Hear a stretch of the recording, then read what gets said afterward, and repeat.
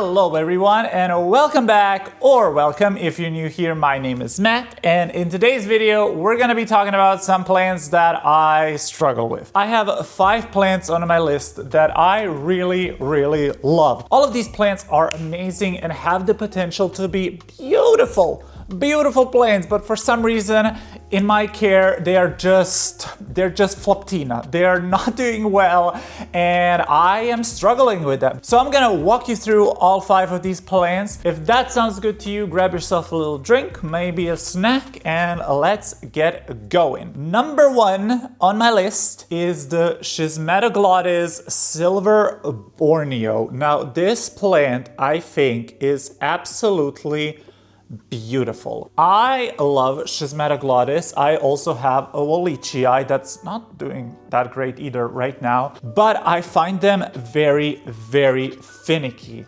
These are extremely thirsty plants, and above all else, spider mites absolutely love them. And that has been my biggest struggle and grief with schismatoglottis, and in particular with the silver borneo, it would always get spider mites. Now, granted, she's actually not looking that bad right now, and she looks a lot better on the camera, trust me. For example, she did push out this gorgeous new leaf, and she's working on some new leaves over here as well. But these leaves still aren't like looking as great as they were, and I can literally see a spider mite. I can literally see a freaking spider mite. You won't be able to see it, but it's literally on the new leaf. I'm so, I can't with the spider mites. But yeah, anyways, even the new leaves, they just kind of look damaged and like bleached, and I just can't find the right light balance for this plant, because if you give it too much light it will bleach, it will look very ugly, and if you give it too little light then it won't grow. So this is one that I find is a little bit harder to situate in my space because I really don't know where to put it. Right now it lives at the bottom of my video shelf. She is under a grow light, but like a little bit pushed backwards, because I did find that if she was like too close to the grow light, she would actually bleach. She is in semi-hydro. Ooh, I just spilled water all over myself. And the new leaves actually did start emerging after I put her in semi-hydro. This plant is very thirsty, and that is why I decided to put it into semi-hydro, because I noticed that it was very thirsty. And also just in general, I really like semi-hydro for my more difficult plants, and pretty much any plant that I struggle with or have a hard time, I am slowly moving into semi-hydro, and that seems to be doing good. So I'm actually really liking semi-hydro. As you can see, she is also liking it because her roots are looking very beautiful. I do hope we do turn a corner. Like, she doesn't look horrible.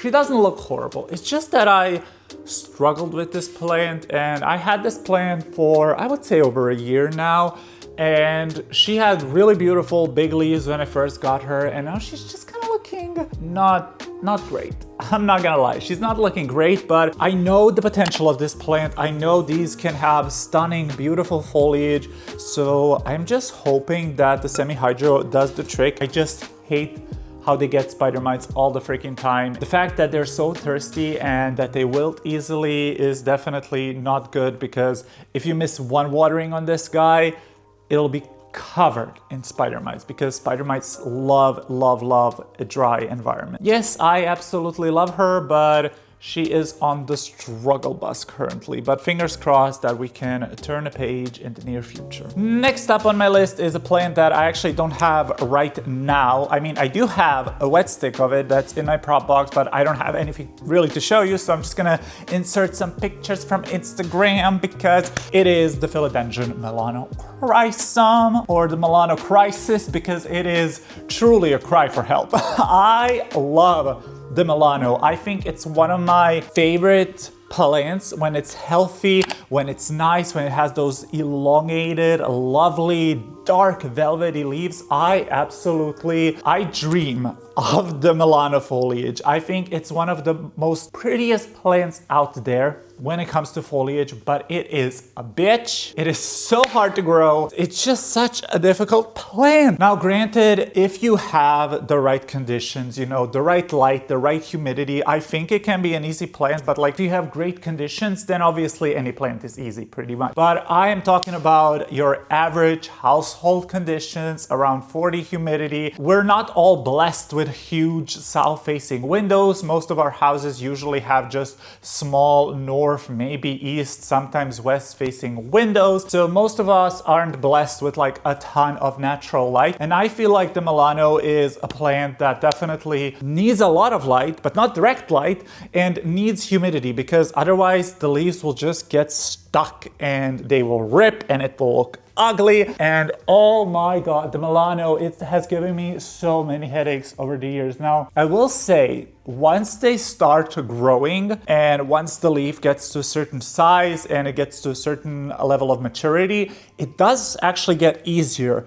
But the juvenile form, and that I'm kind of like, I have a few wet sticks, like I mentioned, and I'm kind of dreading growing this plant from wet sticks, because I know its juvenile and teenage phase is just, it's so temperamental. It's just such a pain, and I'm scared. And I'm honestly, I was even considering just buying like a mature plant, because like I said, once they're mature, they seem to be a lot easier. So if you're gonna buy a Milano, just do yourself a favor and just get a pretty mature specimen. The Splendid, the Majestic, the Glorious, I think all of those are great candidates to buy as like little baby plants. But the Milano, no. I think the Milano, you just want to buy it as a mature specimen and hopefully have more luck with it than me. Back when I got my Milano, it was a pretty mature specimen and I had a pretty okay time growing it, but then the spider mites came, and then the thrips came, and then the root rot came, and just it tanked so badly. I tried to, chop it up and reroot it and like have it grow again, but it just did not want to grow pretty. It's just the leaves were always stuck, they would always rip, they would be damaged before they even hardened. I just got sick of it. So I decided to hack it up into pieces, put it into my prop box, and now it's just chilling in my prop box. I think 2 of the wet sticks actually sprouted, but I'm gonna leave them in there for quite a while, and I don't know. Hopefully I'll have more luck, and if I don't, I'll just buy a new one, because the Milano is truly such a beautiful plant. Now, there are a lot of philodendrons that I could actually put on this list, because in general, I struggle a lot with philodendrons. I don't know, it's just the genus that I struggle with the most. I could definitely put a lot more philodendrons on this list. I could put the verrucosum on here. I could probably put the tortum on here. I could put the elchoco on here. So there's a lot of philodendrons that I struggle with. But out of all of those philodendrons, the Milano I love it. I love it so much. And obviously we do have a lot of the beautiful Milano hybrids like the Glorious or the Splendid. And there's also the philodendron gigas, which looks very similar to the Milano. But I don't know, I love the OG Milano. I just love that elongated, dark, velvety leaf. What can I say? I love pain, apparently. Apparently that's my kink. I don't know what to tell you. Moving on, we have another plant that I can actually show you, and it is my monstera adansonii. Now this one is just, I don't know what to even say about this plant, because this on paper should be like, this is a box standard monstera adansonii. You can find it anywhere. They are dirt cheap. In general, I don't have like issues with any monsteras, but for some reason, this one just is a nightmare for me. First of all, I acquired this plant maybe over 2 years ago, this particular plant. I tried growing it trailing, I tried growing it up a moss pole. This is like the second moss pole that it's growing on, or even the third one.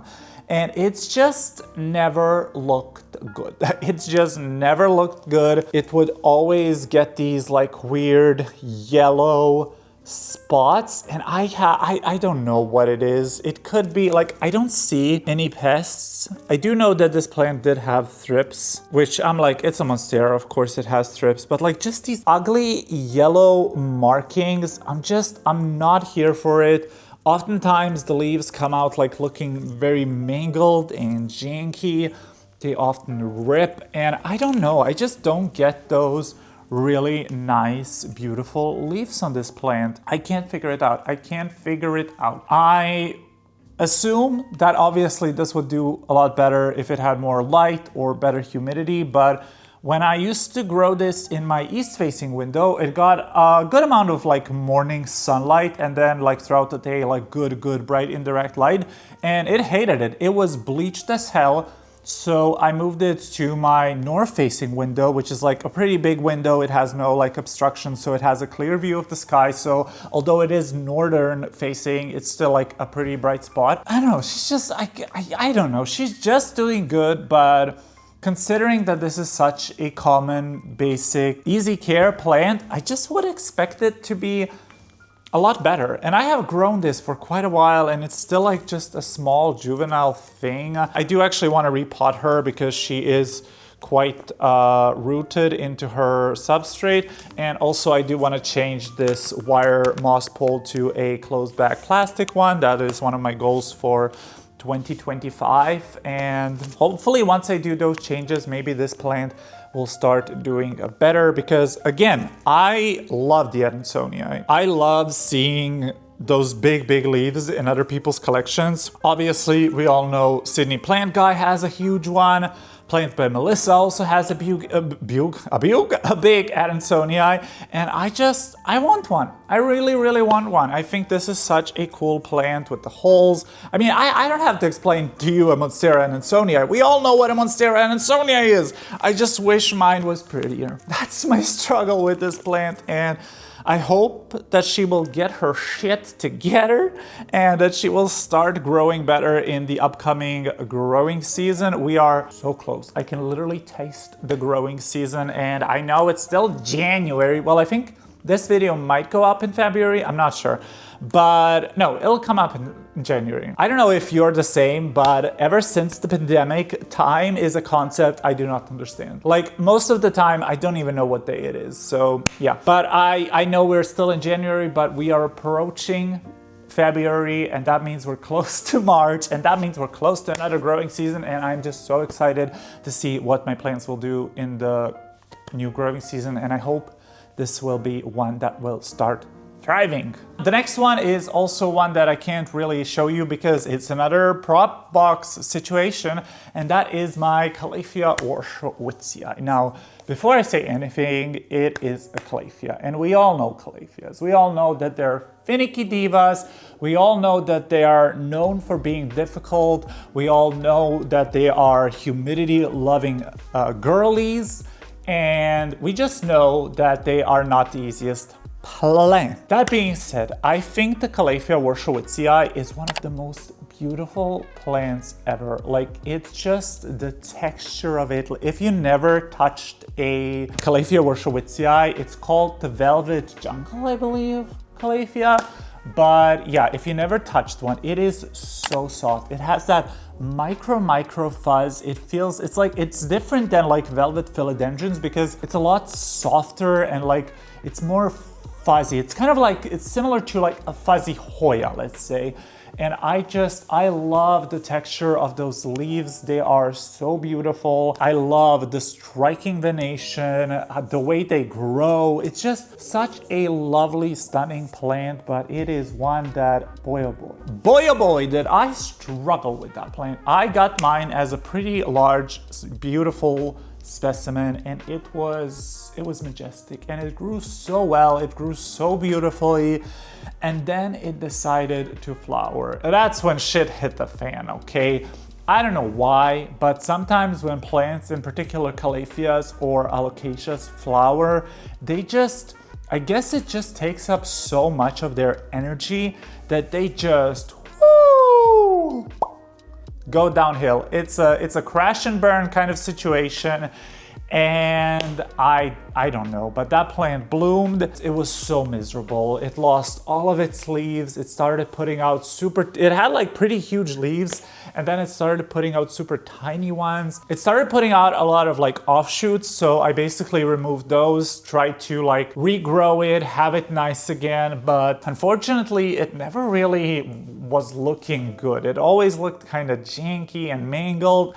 The leaves never gained any size. It was browning, it was yellowing, and of course it got spider mites. Is a calathea even a calathea if it doesn't have spider mites? Probably not. So I got tired of it, and then it lost all of its leaves. It was looking so bad, and I wanted to chuck the whole thing actually, and that was my plan. I wanted to chuck it, but then I saw that it had like two like pretty big chunks buried in the soil, and I was like, I've never tried like wet stick propagating a calathea. I don't really hear a lot of other people doing so either. Usually people wet stick like pothos and philodendrons, plants like that, monsteras, but I've never actually seen anybody wet stick propagate a calathea. So I was like, I don't even know if this is possible. Spoiler alert, it is possible because I do have two chunks and they just pushed out both like tiny little leaves, but they're in my prop box, so I don't want to take them out. And they started to just get those tiny little roots. So hopefully I can get back my calathea warscewiczii, and this time I will definitely be putting her into semi-hydro, because before I was growing her in soil. I was growing all of my plants in soil, but now that I kind of like discovered semi-hydro and how much I love it, I'm like pretty much transitioning my whole collection to semi-hydro. Basically, semi-hydro is my new love when it comes to caring for difficult plants. So I will definitely try it with that calathea warscewiczii, and I hope that I can get a beautiful calathea warscewiczii. Now these plants aren't really expensive. Like you can pick up a pretty nice bushy plant for around 25 bucks. But it's the principle. I want to win the war. Like I might have lost a couple of battles, but ultimately I want to win the war, because I think it is so satisfying when you can actually figure out the plant, get it to look lovely after having such a period of struggle. I think that's one of the biggest rewards you can have in this planty hobby. So while yes, it would be super easy and manageable for me to just get a new calathea warscewiczii, I would probably have the same problems that I did the first time around. I would rather take the time and figure out what the problem was and come up with a solution, rather than just rebuying the same plant over and over again. So again, fingers crossed that I will manage to do so, and of course I will keep you updated. That will definitely be again a future video where we will be potting that plant up, and you will probably be seeing it in some future updates. And then the last plant on my list. This is so sad. This is so sad. This is ridiculous. This is ridiculous. Can I even call this a plant? I don't know. But this should be my alocasia micholitziana, the regular green one. Yeah, she's looking like hot boo-boo garbage.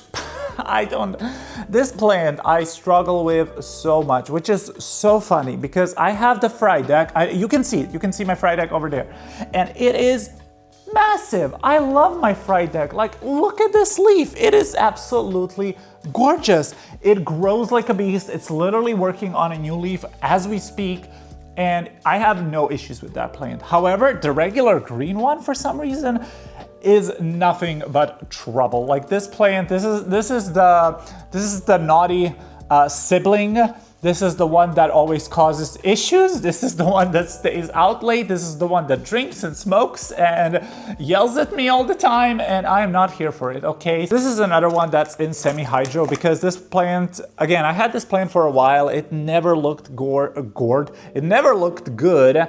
So I decided to put it into semi-hydro, and I don't know, it's not doing great. Now it is pushing out like some tiny little baby leaves, which does mean that it has some roots in the semi-hydro. Right now I can't really see many roots on the outside. I can see some like rotten roots, and I definitely have to get in here and clean this plant up. That's definitely a project, but I don't want to do that. But yeah, I don't know. I don't know what to do with this plant. It lives under a Stancy 15 light bulb, but honestly, even when this plant was like getting blasted by light, it still wasn't doing great. It could be that I just have a genetically challenged plant, but it's probably more likely that I just haven't figured out the care for this guy. And yeah, I don't know. Again, I just hope that once the growing season arrives that she will jump into action, because right now the majority of my alocasias are kind of in winter rest mode. Like some of them are still growing, like my dragon scale, my silver dragon, my frydek, but some of them like my scalprum, my platinum, those are kind of at a standstill. So I don't know. I do hope that once warmer days come and more light, that this plant will bounce back into action, because again, it's just, I love a dark velvety leafed plant, and these can get huge. They are beautiful. I love alocasias. I know a lot of people don't because they're spider mite magnets, and they are. There's just something so special about alocasias, and I just love them, but this one doesn't love me. So yeah, hopefully we can fix our relationship in the future though. Do you have any of these plants, and what is your experience growing them? I would love to know. And also let me know if you have any plants that you struggle with. I would also love to know that. And if you made it to the end of this video, leave me a little, what should you leave me? Leave me a little star emoji, why not? Because we're all stars here. So leave me a little star emoji if you made it to the end of the video. And if you like this video, don't forget to hit that like and subscribe button. And I will see you in the next one. Have a fantastic, amazing, gorgeous day. Goodbye.